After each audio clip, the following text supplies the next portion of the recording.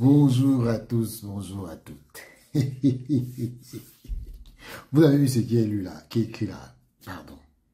Vous avez vu ce qui est écrit là? Mbappé, Pachine. Ce qui me fait un peu mal, ce sont les propos que les gens vont tenir. Un monsieur comme Vendroux, Jacques Vendroux, qui tiennent des propos aussi déshonorants sur Mbappé. Et il prétend, il dit que j'aime bien ce joueur. Mais regardez comment il descend de Mbappé. Écoutez comment aujourd'hui Mbappé est traité en France. Écoutez. Je voudrais qu'on parle d'un truc, Kylian Mbappé. On vient d'apprendre, et ça c'est un truc de fou. J'aurai, je vous le dis, des infos dans... Je vais avoir une personne au téléphone dans quelques minutes. Mais je vais déjà un petit peu d'infos. Et Jacques, bien entendu, c'est la Bible. On vient d'apprendre que Kylian Mbappé n'est pas sélectionné dans la liste de Didier Deschamps pour les matchs contre Israël et l'Italie. En Ligue des Nations, pas sélectionné. Avec son club du Real Madrid, performance pas fameuse pour l'instant. Ils sont très moyenne. Ils ont du mal, le Real Madrid. Ils vont peut-être. Moi, je pense qu'ils vont rien gagner cette année. Ils sont mal barrés partout. Jacques Vendroux, c'est fou que Didier Deschamps ne l'ait pas sélectionné. Quand je disais qu'il y avait des problèmes, on me disait non. Bah voilà. Jacques. Non, ce que je voudrais signaler surtout à vos auditeurs, Cyril, c'est que de toute façon, c'est une première, et c'est ça que c'est grave, c'est une première mondiale. C'est-à-dire jamais le meilleur joueur de votre pays ne vient pas en sélection. La première fois, c'est parce que il était un peu fatigué, il avait des états d'âme, il n'était pas bien, etc., etc., etc. Pourquoi pas ? Là, c'est le deuxième rendez-vous où il ne vient pas. Et là, c'est le sélectionneur qui prend la décision de ne pas le faire venir. Ça veut dire que Didier Deschamps est le patron de cette équipe de France. Alors, il a cautionné, entre guillemets, sa première absence, mais là, il n'a pas du tout cautionné sa deuxième absence. Et quand on regarde l'histoire du foot que nous aimons tous ici, jamais Cruyff s'est permis de faire ça. Jamais Platini s'est permis de faire ça. Jamais Zico s'est permis de faire ça. Mais jamais Pelé. Ils ne venaient pas en sélection parce qu'ils étaient vraiment blessés. Et il y avait une règle qui est formidable. C'est-à-dire qu'un joueur qui ne veut pas venir en sélection parce qu'il est blessé, il doit quand même venir au rendez-vous de l'équipe de France pour faire contrôler sa blessure. Et là, je trouve que Didier, il a parfaitement joué. Attention, t'as envie de venir, mais t'as pas envie de venir, t'as envie de jouer, mais t'as pas envie de jouer. Pour moi, il y a plusieurs raisons, mais alors il faut la trouver, mais il y a un mystère, et ça, ce n'est pas normal. Ce n'est pas normal du tout que M. Mbappé ne vienne pas en équipe de France de football. D'idée de raison. Je vais le trouver. Moi, j'ai plusieurs raisons.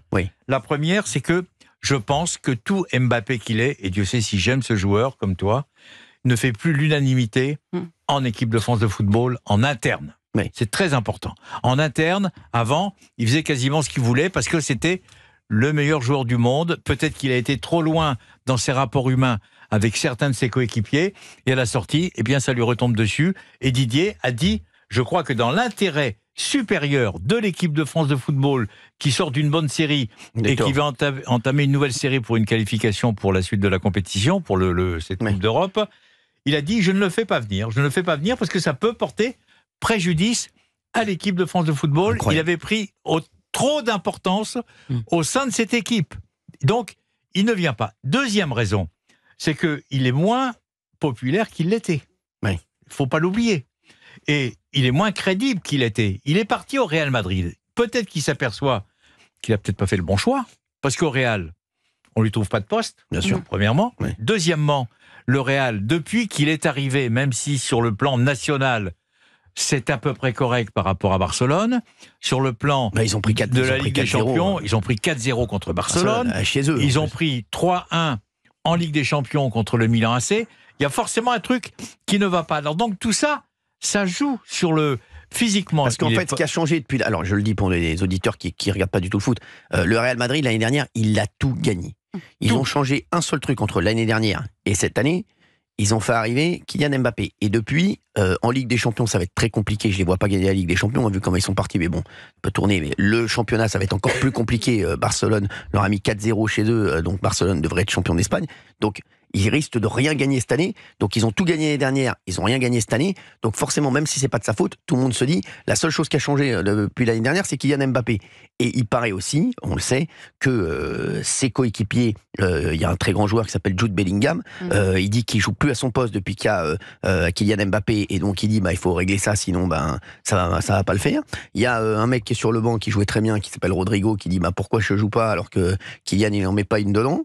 Et il y a le plus grand joueur du monde, peut-être Vinicius, qui est à la place où voudrait être Kylian Mbappé, et lui, il commence aussi à dire il me faudra un attaquant de pointe devant. Non, mais je crois que c'est aussi un problème entre guillemets d'ego, c'est-à-dire que il a une telle personnalité, Kylian, que ce soit au Paris Saint-Germain, que ce soit à l'AS Monaco, que ce soit en équipe de France, quand il arrive au Real Madrid, c'est Kylian Mbappé. Et il le fait savoir. Il le fait savoir en mettant en difficulté l'un des meilleurs entraîneurs du monde, qui est Ancelotti. Donc, il a intérêt. Moi, je trouve, je suis extrêmement choqué qu'ils ne viennent pas en équipe de France de football. L'équipe de France de football, c'est un devoir. Quand on est appelé en équipe de France, c'est formidable. Ça ne se refuse pas aussi bien que nous. Non, quand même pas. Bon, tu connais bien le foot. C'est-à-dire que c'est pas le Real Madrid qui décide. C'est Didier Deschamps qui décide de le retenir. Il l'appelle. Il lui a parlé au moins 5 ou 6 fois avant de l'appeler, de lui dire voilà, je vais te sélectionner. Et l'autre il fait oui, pourquoi pas, etc. J'ai envie de venir, etc. Puis après ils ont parlé de tout et de rien. Il a vu sa motivation, qui n'était pas une motivation débordante. Didier Deschamps, il n'a fait que son rôle de patron. Il a dit écoute, il lui a pas dit, mais à mon avis il lui a dit je te sens pas sur cette affaire, reste chez toi, repose-toi. Mais c'est pas le Real Madrid qui décide. Attention, parce que si jamais Mbappé ne vient pas en équipe de France, le premier qui est sanctionné, c'est son club. Attention, il ne faut pas l'oublier, le Real n'a rien à voir. Et question, il n'a que 25 ans, Mbappé. Oui, sur le plan sportif et footballistique, il a de belles années devant lui. Oui, non. Mais là, pour l'instant, de ce qu'on voit, il était bien meilleur il y a 3 ans. Excusez-moi. Sauf que si on est d'accord, Jacques, il était meilleur. Parce qu'aujourd'hui, une carrière, ça veut dire là, le problème que tu as, quand tu veux être meilleur joueur du monde, tu sais, il n'y a pas d'âge en fait. C'est des moments. C'est ce que je dis, c'est comme un animateur télé. C'est pas, moi je le dis, le plus gros talent qui a émergé depuis 10 ans en télé, c'est Pascal Praud. Voilà. Donc je le dis et je le répète ici sur Europe 1, pour moi le plus gros talent qui a émergé depuis 10 ans en télévision, et le seul talent qui a émergé vraiment depuis 10 ans en télévision, c'est Pascal Praud. Parce que c'était son moment. Voilà, c'était le moment de Pascal. Mais Kylian Mbappé, sachez que là, il n'a pas eu le ballon d'or à 22, à 23, à 21, à 20, à 24, à 25. Le problème qu'il a, c'est que maintenant, il y a des mecs qui arrivent, qui ont 17 ans, 18 ans, 19 ans, qui sont des monstres. Je vous le dis déjà, à mon avis, Rafinha, il sera pas loin du Ballon d'Or l'année prochaine, l'attaquant de Barcelone, qui est en train de faire une saison de fou. T'as Lamine Yamal aussi, qui a 17 ans, je crois, qui est un monstre.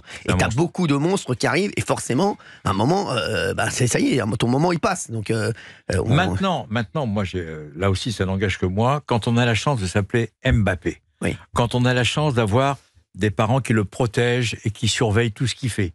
Quand on a la chance de gagner beaucoup d'argent, et tant mieux pour lui, il n'y a pas de la jalousie, je ne suis pas aigri du tout, je suis content pour lui, et on est tous contents pour lui, parce que les footballeurs maintenant gagnent beaucoup d'argent. On n'a pas le droit d'avoir des états d'âme. Mais on n'a pas le droit, et on n'a pas le droit de dire au public, à la radio, à la télévision, le Paris Saint-Germain me doit tant. C'est tellement déplacé par rapport à ce qui se passe dans le pays que on est à côté de la plaque. Voilà, tais-toi, fais ton métier, entraîne-toi, viens avec l'équipe de France, avec le sourire. Mais ce qui est plus grave, c'est là, je le répète, c'est pas récurrent, Didier Deschamps a dit non. En fait, on est en train de tourner autour du pot. Didier Deschamps a dit non, je ne te prends pas. Dans l'intérêt supérieur de l'équipe de France de football, n'oubliez pas, Mike Maignan, le gardien de but, a dit, il faudrait peut-être qu'il se calme un petit peu. Enfin, c'est un grand joueur, ok, mais nous, on est là aussi. Quelque part, il y a de la maladresse. On parle aussi d'une petite, je dirais pas le joueur, mais il y aurait eu un problème aussi il y a quelques mois avec un joueur qui prenait trop de place et qui était un petit peu devenu un peu trop star au goût aussi de l'entourage de Kylian et Kylian Mbappé, et il aurait demandé aussi bon, un peu de recul. Exactement. Voilà. Et puis alors, n'oublions pas, Cyril, il y a quelques années, Noël Le Graët, qui à l'époque était président de la Fédération française de football, avait été bousculé par Mbappé, bousculé pas physiquement. Sûr, Il lui a dit, attendez président, vous nous demandez de signer une charte considérant que les joueurs de l'équipe de France doivent collaborer à certains sponsors, etc., de l'équipe de France. Il y a des sponsors qui me plaisent pas. Il avait tout fait remettre en cause. Même Le Gret avait été obligé de... Donc, si vous voulez, il avait pris beaucoup d'importance. On peut être le meilleur du monde. On peut faire des choses merveilleuses. Mais il y a un moment, il faut rester à sa place. Exactement. Alors, Jacques, moi, vous avez dit, il y a un facteur aussi, c'est un peu le désamour du public. Et alors, je vais vous dire, moi, je pense que le désamour du public, il est venu à un moment. Je suis désolé, il y a eu 2 moments pour moi.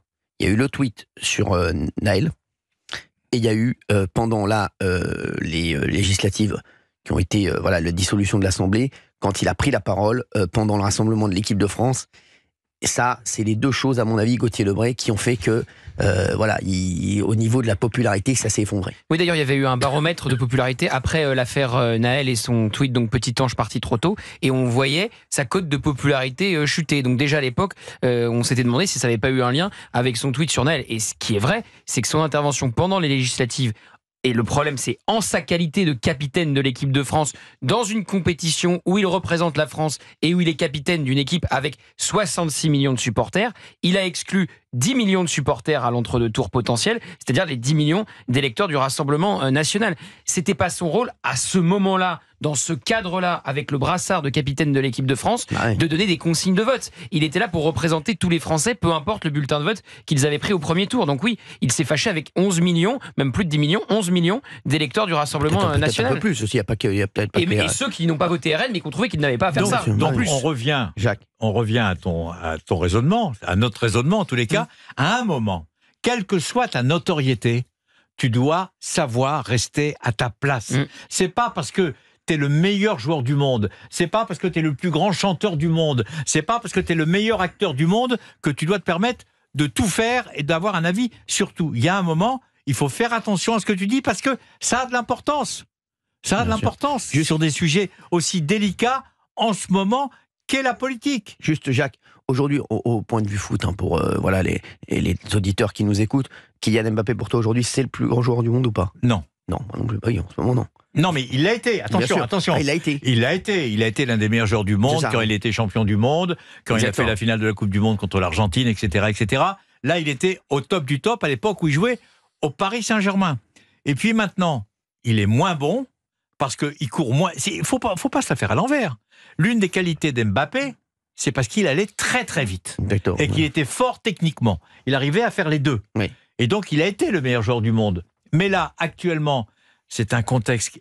Le contexte d'Mbappé, là, je vais prendre sa défense. Il n'est pas bon actuellement. N'oublions pas, il était au Paris Saint-Germain. Il avait tout. Bien sûr. Les chauffeurs, il y avait tout à sa disposition. Il était le meilleur joueur du monde. Il part au Real. C'est son rêve de gosse. Peut-être qu'il est déçu par l'ambiance du Real. Peut-être que c'est pas du tout ce qu'il attendait. Peut-être qu'il est moins bien entouré, etc. Et puis avec l'équipe de France de football, il faut pas raconter de bêtises. Il a été extrêmement populaire. Est-ce que vous croyez pas, une seule seconde, il nous reste 30 Griezmann est parti? Bien sûr. Bien sûr.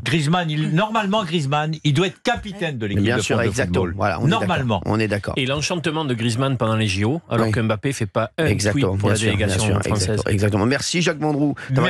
Vous avez écouté. Les gars sont même partis au niveau politique.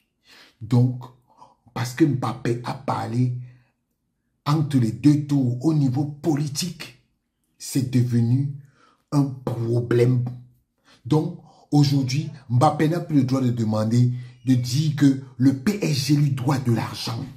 Mbappé tu es footballeur, ferme ta gueule et joue au football. Tu n'es pas bien, tu es obligé de venir en équipe de France. Tu as tes problèmes personnels, ça t'engage. On ne veut pas savoir. Tu dois être là à l'équipe de France. Voilà le message qu'on nous envoie. Donc, vous avez le droit de rester chez vous et que les gens aillent faire le travail pour vous. Et vous êtes là, vous venez sur vos plateaux, vous critiquez les gens. Ah bon? Donc, parce que Mbappé doit faire à votre tête, au point où il dit que oui, Kylian Mbappé a appelé, Deschamps a appelé Mbappé, après Mbappé lui a dit, Mbappé a dit que oui, un peu comme ça, mais lui-même qui parle là, il vient de dire qu'il ne peut pas parler à son fils. Donc c'est Mbappé que lui veut parler. Hein. C'est Mbappé qui veut parler. Vous êtes fort dans les choses des enfants des autres, mais vos propres choses vous dépassent. Donc, Mbappé est votre esclave. Il doit venir en équipe de France quand il veut. Mon petit Mbappé, ne les écoute pas. Fais ce qui est bon pour toi. Fais ce qui est bon pour toi. Aujourd'hui, ils disent que oui, Lamine Yamal, oui, que Lamine Yamal est même plus bon que toi. Ils prennent déjà des exemples. Hein. Ils sont en train de te mettre au placard. S'il y a un petit seulement qui joue mieux que toi, là, tu vas voir ce qui va t'arriver. Donc, Mbappé, ils disent que tu as 25 ans, tu es déjà vieux. Pour eux, tu ne vaux plus rien. Voilà les gens qui passent leur temps à dire que Mbappé, le plus fort du monde. Oui, ils ont même dit ça, que oui, à un moment donné, il était l'homme le joueur le plus fort du monde. Maintenant, il n'est plus fort. Laissez-le tranquille. Et pourquoi vous pleurez s'il ne vient pas en équipe de France? Puisqu'il n'est plus fort. Quand on est plus fort, on laisse, non? Laissez Mbappé tranquille. Vous avez fini. Oui, le PSG, il ne doit pas dire combien le PSG lui doit. Donc le PSG lui doit de l'argent et il doit fermer sa gueule. Franchement, venant de vous, c'est pas surprenant. Hein? C'est vraiment pas surprenant. Vous croyez que vous allez tromper les gens tout le temps? Mbappé, fais ce que tu as à faire. Ces gens te détestent parce que, avec toi, ils n'arrivent pas à avoir ce qu'ils veulent. C'est tout. Vous allez continuer votre jalousie sur Mbappé jusqu'à quelle heure? Petit Mbappé, joue ton foot. À un moment donné, quand tu vas rebriller là, ce sont les mêmes aujourd'hui là qui t'insultaient, qui vont venir dire que oui, on s'est trompé. Ne vous trompez plus. Vous avez décidé que vous allez faire le bashing de Mbappé. Et nous, on va aussi se mettre à ses côtés pour le défendre. Voilà. Continuez vos petits trucs là. On va voir ce qui va se passer. Ciao.